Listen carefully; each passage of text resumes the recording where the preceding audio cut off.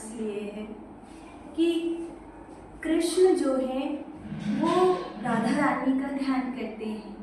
जब रुक्मिणी जी पूछती हैं कि सारा संसार आपका ध्यान करते हैं, आप कृष्ण किसका ध्यान करते हैं, तो भगवान कृष्ण कहते हैं मैं राधा रानी का ध्यान करता हूँ। नमस्कार दोस्तों, मैं संतोष चौबे न्यूज सर्वोत्तम में आपका हार्दिक स्वागत करता हूं। दोस्तों, आज वृंदावन के संतों की कड़ी में माँ ध्यान मूर्ति गिरी जी महाराज जी के पवित्र चरणों में हम आए हैं। दोस्तों, आजकल मैं आपको दिखा रहा हूं कि वृंदावन धाम जो श्री किशोरी जी और श्री हमारे राधा बिहारी जी श्याम सुंदर भगवान का एक परम धाम है। दोस्तों, आजकल हम घूम घूम के संतों से मैं बात कर रहा हूँ, उनका दर्शन मैं खुद कर रहा हूँ और आपको भी करवा रहा हूँ। इसी कड़ी में श्री महाराज जी के गली से हम गुजर रहे थे। पता नहीं हमारे मन में क्या आया, जो कि मैं जान नहीं रहा था। आपको पता नहीं क्या आया हमारे मन में। अभी मैं गोरे दाऊ भी गया था, वहाँ से ये जो महंत जी हैं मिले थे, उन्होंने बात भी किया और रंग भी दिए। पता नहीं क्या हमारे मन में आया, मैं घूम के वापस आ गया। मैं कहा चलो इधर भी देख लेता हूँ, तो शायद महाराज जी की कोई कृपा रही है। तो दोस्तों, महाराज जी एक विद्वान भी हैं और संत भी हैं। तो दोस्तों, आज विस्तृत वृंदावन के बारे में, श्री राधा जी के बारे में, जो प्रेम सखी ठाकुर जी की हैं, बात करके आज मैं भी सत्संग लाभ लूँगा और आप भी। दोस्तों देखिए, श्री दीदी ध्यान मूर्ति जी हैं, जो आपका हम एक छोटा सा नाम ले रहे हैं, माफ़ी चाहूँगा। हमारे सामने दीदी जी विराजमान हैं। दोस्तों, आज हम विस्तृत चर्चा करेंगे वृंदावन धाम के ऊपर, श्री राधा रानी के ऊपर। और हमको पूर्ण विश्वास है कि दीदी हर बात पर बहुत अच्छी तरह से हम लोगों को खोल खोल के समझाएंगी। दीदी, सबसे पहले मैं आपकी पवित्र चरणों में कोटि कोटि प्रणाम करता हूँ। मैं हमारे टीम के तरफ से भी, क्योंकि मैं अकेला आया हूँ, और हमारे श्रोता जो देश विदेश, यहाँ तक कि यूनाइटेड स्टेट, नेपाल, सऊदी अरब तक लोग देखते हैं। ऐसा हमारे पास कमेंट तो अफ़गानिस्तान तक आते हैं। तो दीदी, कृपा करके आप आज श्री राधा रानी के बारे में, उनके प्रेममयी भक्ति के बारे में थोड़ा कृपा करके हमारे भक्तों को, अपने भक्तों को बताने का कष्ट करें। ये ले पकड़ लीजिए।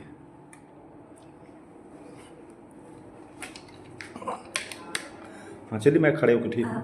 आप सभी को वृंदावन की इस पावन भूमि से हमारा भाव भरा राधे राधे। न्यूज़ 24 सर्वोत्तम चैनल के जितने भी दर्शक इस समय हमको सुन पा रहे हैं, भैया ने हमारा परिचय कराया। हम वृंदावन की भूमि से हैं और यहीं के जन्मे हैं, और हमारे संन्यास को लगभग 20 वर्ष हो गए, और पंचायती अखाड़ा महानिर्वाणी से हम महामंडलेश्वर हैं। मैंने सही आइडिया लगाया, फिर तो ठीक है। और एक सन्यासी हूँ मैं। और आपने वृंदावन के लिए बात करी है, आप संतों से चर्चा कर रहे हैं। बहुत अच्छा लगा कि कोई न्यूज़ चैनल संतों की बात सुन रहा है।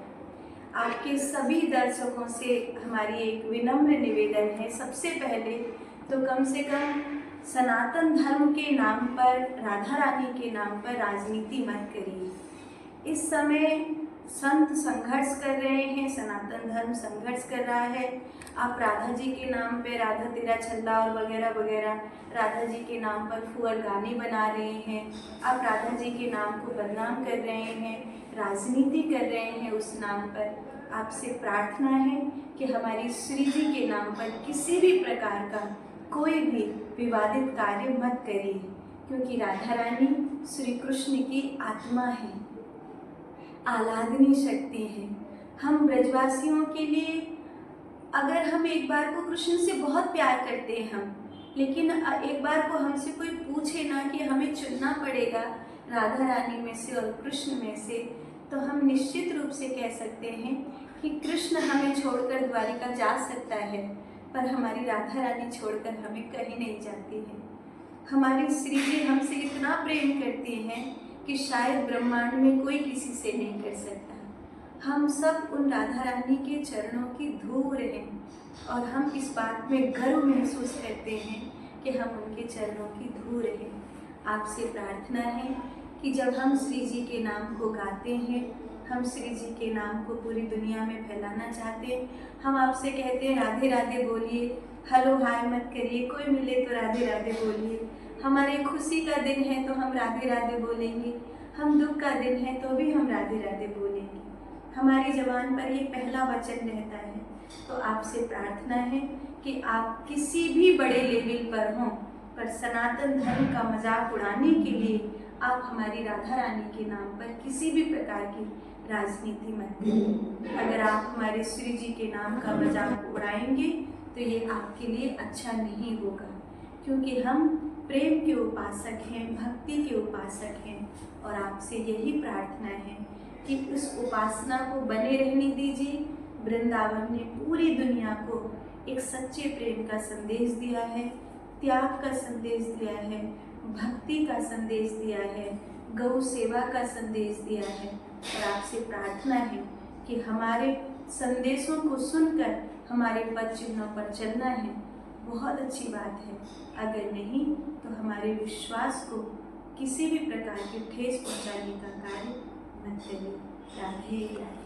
दीदी आप ये बताएं कि वृंदावन के अंदर, पूरे ब्रज के अंदर राधा रानी नाम का बहुत महिमा है। इस महिमा का थोड़ा सा वर्णन करें। भैया ने बहुत प्यारा प्रश्न पूछा कि वृंदावन में राधा रानी की महिमा है। पूरी दुनिया में राधा रानी के नाम की महिमा कहाँ नहीं है। वृंदावन में सबसे अधिक महिमा इसलिए है कि कृष्ण जो है वो राधा रानी का ध्यान करते हैं। जब रुक्मिणी जी पूछती हैं कि सारा संसार आपका ध्यान करते हैं, आप कृष्ण किसका ध्यान करते हैं, तो भगवान कृष्ण कहते हैं मैं राधा रानी का ध्यान करती हूँ। राधा कृष्ण की भी आत्मा है, जो कृष्ण सारे संसार की आत्मा है, जिन्होंने गीता जैसा ग्रंथ दिया। और पूरी दुनिया में अगर कोई दूसरा पूछे कि गीता जैसा कोई और ग्रंथ हो सकता है तो एकमात्र गीता ही है जो गीता जैसा है।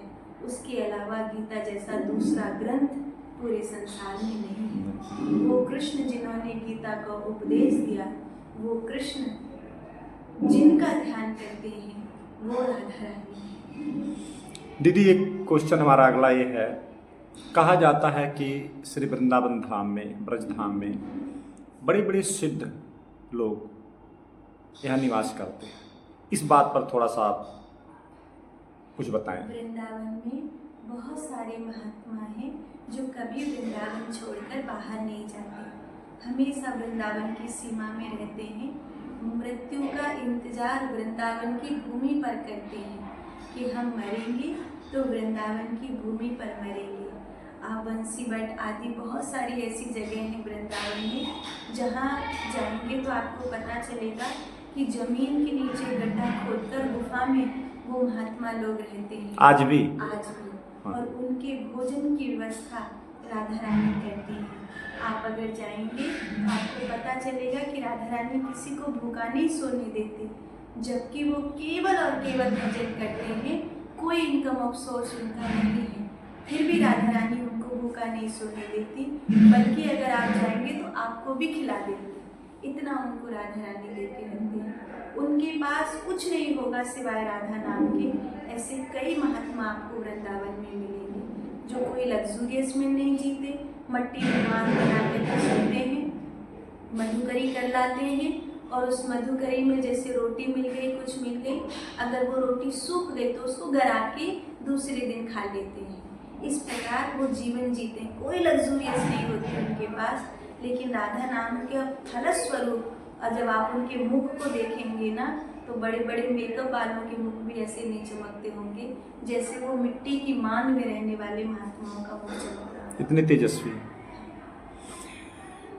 दीदी हमारा एक क्वेश्चन और है कि आप बाहर भी शायद भ्रमण की होंगी, बाहर की जो संत हैं और जो ब्रज के संत हैं, इसमें फ़र्क क्या है?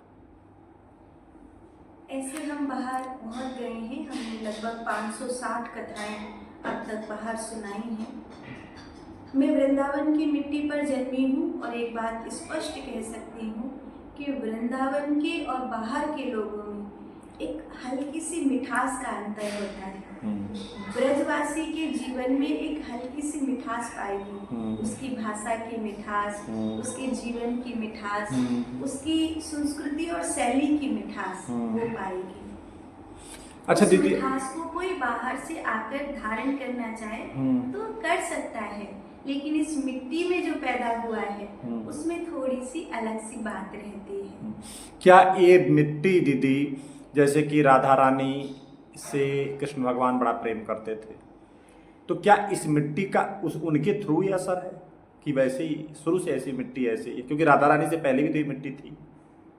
ये जागृत भूमि रही होगी शायद, इसीलिए राधा कृष्ण ने इसको चुना होगा अपने लिए, क्योंकि परमात्मा किसी भूमि को चुन रहे हैं तो वो जागृत भूमि है इसीलिए चुन रहे हैं। आज मैं हूँ कहीं तपस्या करने के लिए किसी भूमि को चुनूंगी तो स्वाभाविक है वो भूमि पहले से जागृत हो, तभी मैं उस भूमि को अपनी तपस्या के लिए चुनूंगी। तो परमात्मा अगर किसी भूमि को चुन रहे हैं तो वो भूमि कहीं ना कहीं जागृत रही होगी। अच्छा, भगवान श्री राधा कृष्ण के बाद इस भूमि को सुना नहीं छोड़ा गया है। इस भूमि को जागृत करने के लिए लाखों संतों ने तपस्या करी है। उन लाखों संतों की तपस्या से भी तो ये भूमि जागृत हो रही है। किसने आपको बताया कि ये वृंदावन है? किसने सूरदास जी को बताया? किसने रसखान को बताया?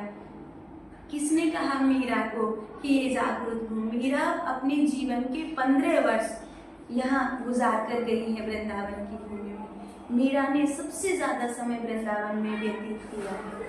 तो संत जब तपस्या करते हैं तो भी ये भूमि जागृत हो जाती है। कोई भी भूमि संतों की तपस्या से भी जागृत हो जाती है। दीदी एक बात बताएं कि ऐसा शास्त्रों में वर्णन मिलता है कि सुखदेव जी महाराज के बारे में हम अच्छी तरह जानते हैं। वो एक अलमस्त फ़कीर भी उनको कह सकते हैं कि जो हरदम छोटे से रूप में थे और नंगे दड़ंगे रहते थे। तो जो महात्मा नंगे रहते हैं, योगी थे वो, और यहाँ के जो संत हैं उनका वेशभूषा ऐसा तो है नहीं, तो दोनों में फ़र्क क्या है? क्या वो कृष्ण भगवान के उपासक थे? पहली बात तो सुखदेव जी दिगंबर नहीं है। सुखदेव जी अल्प वस्त्र, जो सूक्ष्म अंगों को ढकने के लिए वस्त्र हैं, उनको धारण करते हैं। जो दिगंबर महात्मा का अर्थ है, वो दिगंबर महात्मा होने का अर्थ है कि कोई भी व्यक्ति ऐसा जो अपने देह की भी सुध बिसरा चुका है, माने उसको देह का भी ये भान नहीं रहा है कि ये मेरा देह है या किसी दूसरे का देह है। त्याग की वृत्ति इतनी प्रबल हो गई है कि अब उस त्याग की वृत्ति में पेट के लिए भोजन तो क्या, शरीर के लिए वस्त्र की भी आवश्यकता नहीं पड़ी है। उन महात्माओं को सनातन संस्कृति में अवधूत कहा जाता है। अवधूत अवस्था बहुत अद्वितीय अवस्था है। उस अवधूत अवस्था में भगवान ऋषभ देव जी के बाद जो एक पंथ चला उसको जैन धर्म कहते हैं। भगवान ऋषभ देव जी भगवान का 8वां अवतार है 24 अवतारों में, और जैनियों के जो 24 तीर्थंकर हैं उनमें वो पहले तीर्थंकर हैं भगवान ऋषभ देव जी। ऋषभ देव जी जंगल में रहते हैं। वन में रहने के बाद उनको पत्ते लपेटने का भी होश अपने अंगवस्त्रों पर, गुप्तांगों पर नहीं रहता है, तो वो अपने अवधूत अवस्था में रहते हैं। लेकिन अगर आप समाज में रह रहे हो तो आपको अपने गुप्तांगों को ढकने के लिए सूक्ष्म वस्त्रों का इस प्रयोग करना चाहिए। अगर आप अवधूत हो गए, वीतरागी हो गए, आपको भोजन की, लग्जूरियस की आवश्यकता नहीं है, तो आपके लिए वन का स्थान चयनित किया गया है। तो जब अगर आप ये बात करते हैं सुखदेव भगवान की, तो सुखदेव भगवान जब राजा परीक्षित को उपदेश देने के लिए आ रहे हैं तो उनके शरीर पर कोपिन है, उनके शरीर पर अपने गुप्तांग को ढकने के लिए वस्त्र है। अवधूत जो है, जिससे अवधूत जो अवस्था है वो फिर लग्जूरियस भोगने वाली नहीं है। आज जो कुछ महात्मा हैं ऐसे तो वो समाज की लग्जूरियस भोग रहे हैं, ऐसे वो दिगंबर रहते हैं, तो ये पाखंड है। इस पाखंड से समाज को बचना चाहिए। दीदी ये बताएं कि आप एक सन्यासी हैं, जैसे आमतौर पर आप पढ़ी लिखी भी होंगी, आमतौर पर लड़कियां जो हैं पढ़ने लिखने के बाद शादी करती हैं, अपना घर बसाती हैं, अपना जो भी दुनियादारी जीवन शैली उनका, आपने ऐसा नहीं किया। इसके पीछे क्या कारण था? क्या आपका बचपन से कुछ ऐसा स्वभाव था, या लाइफ में कोई मोड़ ऐसा आया कि जो आपको लगा कि ये सब चीज़ ठीक नहीं है, हम संन्यास की तरफ चलते हैं? इसमें थोड़ा सा बताएं। मनुष्य को जीवन जीने के लिए संजीवनी की आवश्यकता पड़ती है। त्रेता युग में लक्ष्मण जी को आवश्यकता पड़ी तो हनुमान जी लेकर के आए। फिर द्वापर युग में अर्जुन को आवश्यकता पड़ी तो गीता के रूप में वो संजीवनी भगवान कृष्ण ने दी। कलयुग में भी उस संजीवनी की आवश्यकता है, तो कोई ना कोई तो संजीवनी लेकर के आएगा ना। तो उसके लिए हनुमान जी चाहिए कि नहीं चाहिए? बिल्कुल। तो हम जो लोग हैं वो हनुमान जी वाला कार्य करते हैं। हम समाज को वो संजीवनी देना चाहते हैं जिससे तुम साधक के रूप में परमात्मा का हाथ पकड़ने के काबिल बन जाओ। तुम यहाँ बार बार इस संसार में भटको मत। आप मतलब समाज सुधार का एक आप बीड़ा उठा रखे हैं। हम समाज सुधारक नहीं हैं, हम जो साधक हैं, जो परमात्मा की ओर आगे बढ़ना चाहते हैं परंतु जीवन का कोई मार्ग नहीं मिल रहा है। उनको हनुमान जी की तरह वो पर्वत उठा के ला देने वाले हैं कि ये औषधि है, ये तत्व है, इस साधना को करो, ये ध्यान करो, ये करो और तुम आगे बढ़ो। हम आप सुधारक वो होता है जो एक तरह से आपके लिए मार्ग प्रशस्त कर रहा है, आपको सीख दे रहा है।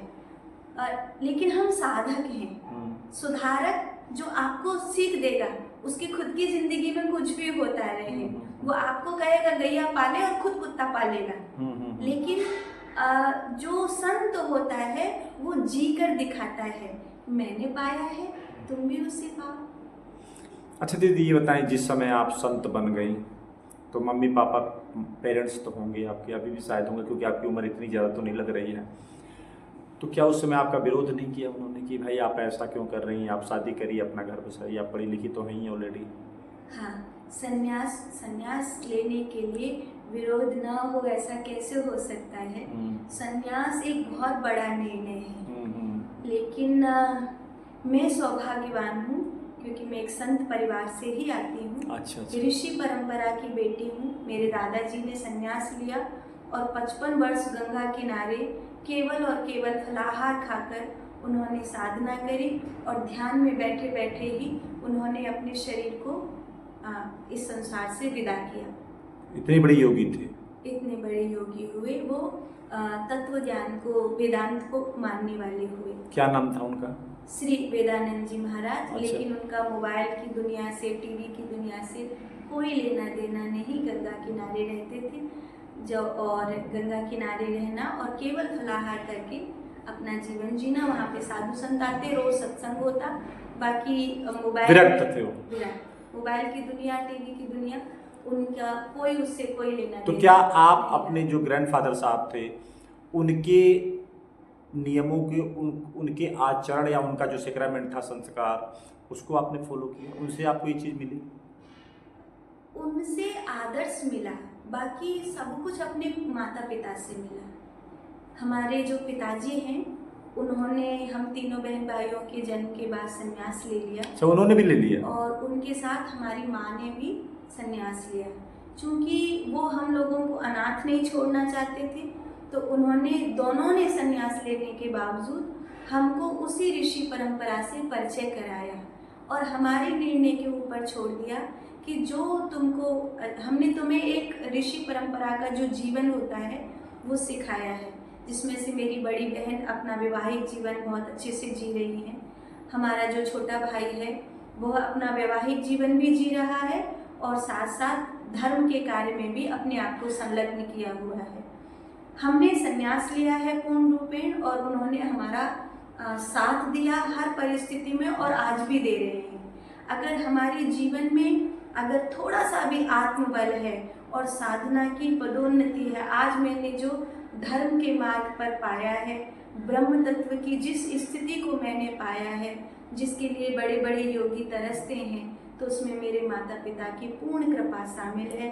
और जिन्होंने मुझे संन्यास दिया है, निश्चित ही उन्होंने अगर मुझे हिम्मत नहीं दी होती तो कभी भी मैं इस मार्ग पर आगे नहीं बढ़ती। तो दीदी क्या आप अंदर से बिल्कुल आपको ग्रेटिफिकेशन है कि हम सन्यासी ठीक है? ऐसा नहीं कभी आता कि शादी करके अपना घर बसाएं या फिर संसार में जैसे कोठी बंगला गाड़ी ऐसे वैसे लोग करते ही हैं आजकल, हो ही रहा है, इसमें आपका कभी ध्यान नहीं जाता? आपको ये प्रश्न इसलिए ध्यान में आ रहा है क्योंकि आपको एक पार्ट और दो पार्ट, जीवन के दो पार्ट दिखाई दे रहे हैं। मुझे ये इसलिए समझ में नहीं आ रहा है क्योंकि मुझे जीवन के दो पार्ट दिखाई नहीं दे रहे हैं। मुझे वो नर्सरी क्लास दिखाई दे रही है और ये ग्रेजुएशन दिखाई दे रहा है। ग्रेजुएशन करने वाले से आप ये पूछोगे क्यों तुम्हें मन नहीं करता कि कभी तुम भी काक कबूतर पढ़ो और बच्चों की तरह खेलो और कूदो? ये बहुत मतलब थोड़ा हंसी वाला सवाल है। हाँ, ग्रेजुएशन करने वाला व्यक्ति बच्चों के साथ खेलने के लिए आएगा, लेकिन चूंकि वो काक कबूतर से बहुत ऊपर उठ गया है, वो ग्रेजुएशन उसका ध्यान नहीं जाता, उसका वो चीज उसके जीवन में कैसे आएगी कि मैं ग्रेजुएशन कर लिया, यार मेरा भी मन कर रहा है नर्सरी क्लास में बैठ के फिर से पढूं। ऐसा कोई मतलब ये कोई लॉजिक नहीं है। जो लोग गृहस्थ में जा रहे हैं, कोठी बंगला में जा रहे हैं, उन लोगों को एक दिन मेरे ही पास आना है। उन लोगों को मेरे वाले जीवन में वापस आना ही होता है, आना ही है।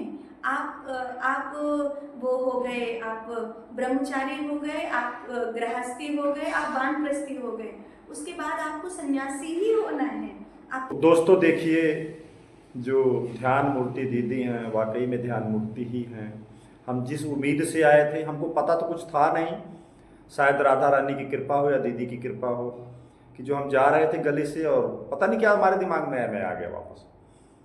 तो दोस्तों दीदी ने जिस तरह से भक्ति का, राष्ट्र हित का और धर्म हित का और मानव हित का जिस तरह से मिश्रण करके समझाने की कोशिश की है, ये वाकई में काबिल तारीफ़ है। आप एक विद्वान हैं और एक बाल ब्रह्मचारिणी संत हैं। इस करके शायद बड़ी बखूबी उन्होंने बताने का कोशिश किया है और अपने जो भी उन्होंने बताया, सत्संग प्रदान किए हैं, उसमें पूरे 100 में 100 वो कामयाबी रही है, क्योंकि जो मैंने क्वेश्चन किया सारे क्वेश्चन का बखूबी उन्होंने जवाब दिया। तो दोस्तों आप संतोष चौबे को इजाज़त दीजिए। नमस्कार, जय हिंद।